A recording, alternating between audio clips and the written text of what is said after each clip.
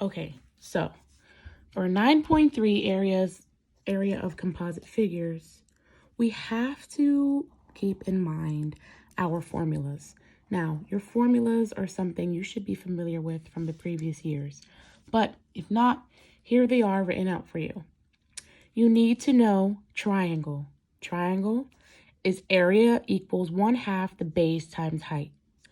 Your square, we know it's length times width, but it's also known as side times side or side squared. So you take the side and multiply it by itself. The rectangle is area equals length times width, which we should all know. Now, a parallelogram might be something different. However, it's the same thing as a rectangle because you're multiplying your base times height or your length times width. It's all the same process. So you're multiplying your base times height. And trapezoid is definitely something new because you have to take the 1/2 of the height, multiply that. But first, you need to get to two bases. So I'm just going to do a quick example of what that would look like. So if you were, okay, so here we have an example. There's a lot going on. I understand that. But now we have a parallelogram and a trapezoid together. And they want us to find this area, but there's no such thing for a formula of this shape that looks like this. So we need to break it up into shapes. So we can see we have a parallelogram here. So I'm going to draw the parallelogram separately. Here's our parallelogram.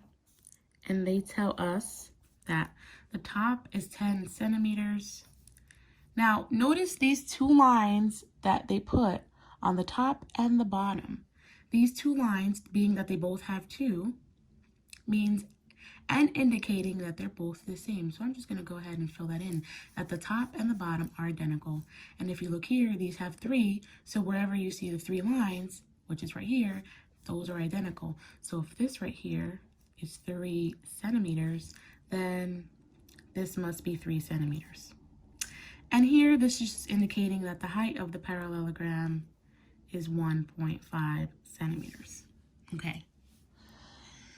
Now we have the parallelogram, and our base here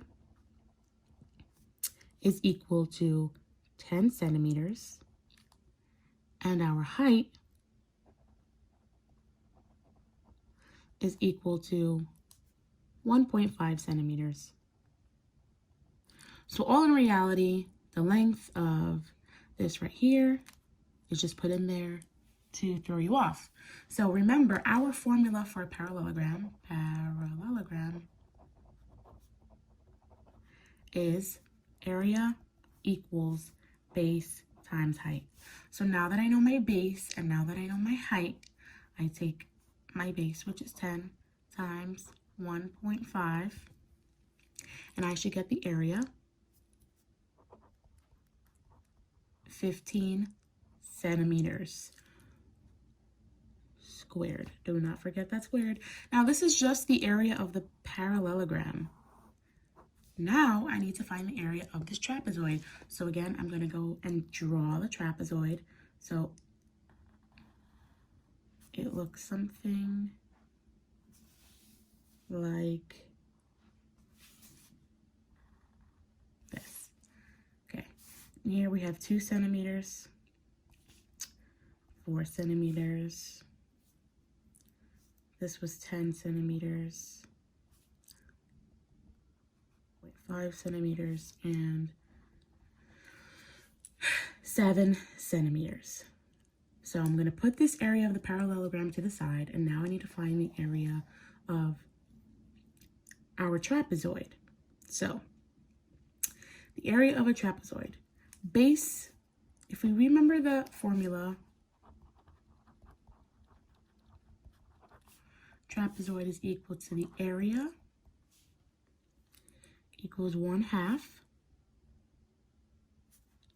times your height, base 1 plus base 2.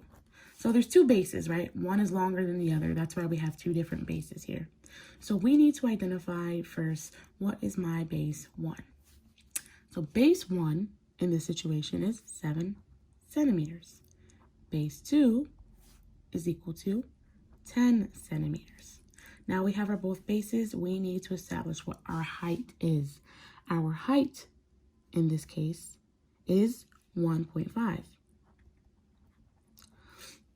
So again, 2 centimeters and 4 centimeters are not needed at the current time. So now that we have all our things to plug in, area equals 1/2 times the height. My height is 1.5 times base 1 plus base 2. So base 1 is 7 centimeters plus 10 centimeters. Now, using the property order of operations, PEMDAS, we have to add 7 plus 10. So 1/2 times 1.5 times 17. Okay, so when you take all of these and multiply them together, your area equals 12.75 centimeters squared. This is for your trapezoid. Now that you have your area of the parallelogram and the trapezoid, all you have to do with these two numbers is add them together. And your total area is equal to 27.75 centimeters squared. Therefore,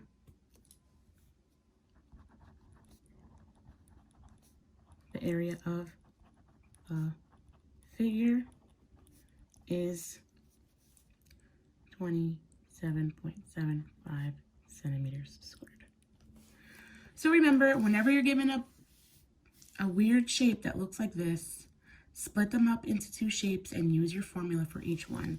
So your step 1 is to break it up at the top. Step 2, break it up with the bottom shape. And then add your 2 shapes together. And there is your area.